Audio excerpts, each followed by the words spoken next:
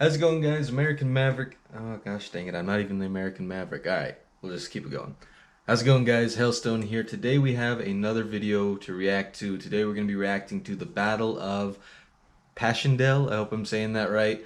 Now, I know absolutely nothing about this battle aside from it obviously took place in World War One. So without further ado, we're going to get right into things. Now, as always, if you guys have any videos you want me to react to, please let me know in the comments, because honestly, it's a little hard finding videos to react to what you guys want to see, what you don't want to see. So just let me know. But without further ado, let's get right into things. The Battle of Passchendaele, 31st of July to the 6th of November, 1917. The Battle of Passchendaele, also known as the Third Battle of Ypres, was one of the largest battles of the First World War. Field Marshal Douglas Haig, commander of the British Expeditionary Force, feared an impending German blockade that would damage the British war effort, so his plan was to quickly break through Ypres and move through Belgium, capturing the German U-boat bases. Russia's exit from the war also brought on this haste, as German forces from the Eastern Front were now redeploying to the west.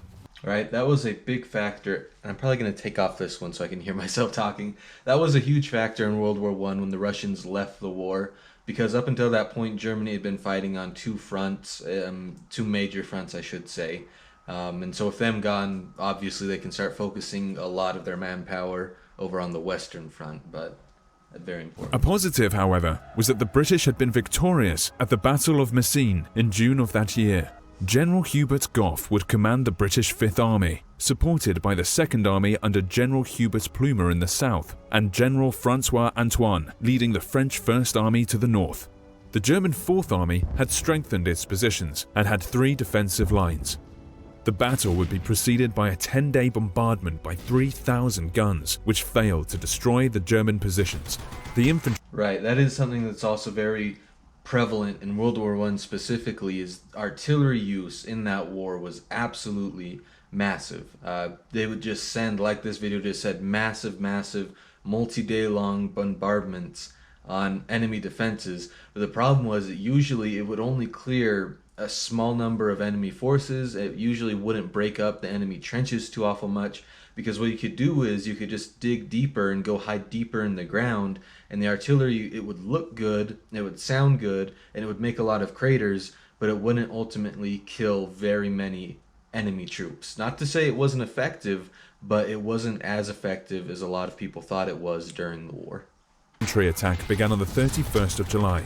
The supporting French First Army and the British Second Army gained much ground, but the main army, the Fifth, made little progress. The artillery barrages damaged the ancient land drainage system, and following the heavy rain, transformed the battlefield into a swampy marsh, devoid of trees, with thousands of shell craters. That is also something else, is you look at pictures of World War One, and I love seeing them, and I also kind of hate seeing them, if you know what I mean. You just see how desolate it looks. It looks honestly like something out of a horror movie, where there's no life, the trees are dead, there's no grass anymore. And I don't know, maybe it's because they're in black and white, but they just look so gloomy and eerie. These awful conditions caused rifles to become clogged up with mud and tanks to become stuck. The terrain eventually became so bad that some men and horses drowned. Little progress was made by the British troops, and each attack, followed by inevitable counterattacks, left thousands of British and German dead. As the offensive came to a stalemate, other tactics were devised. The Canadian Corps launched a diversionary attack in the city of Lens to draw the German forces away, inflicting many casualties. Anzac forces would also join the British forces, but the same effect of gaining enemy ground, only to be counterattacked, continued. Plumer had taken over from Gough and moved to smaller offensives with limited objectives, rather than trying to punch through the German lines.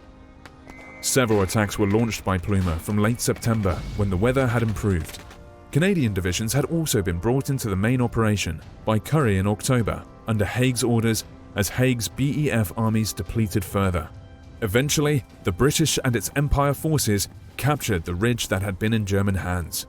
The capture of Passchendaele village ruins, merely 5 miles from the start of the offensive by British and Canadian forces from the Germans on the 6th of November, ended the offensive.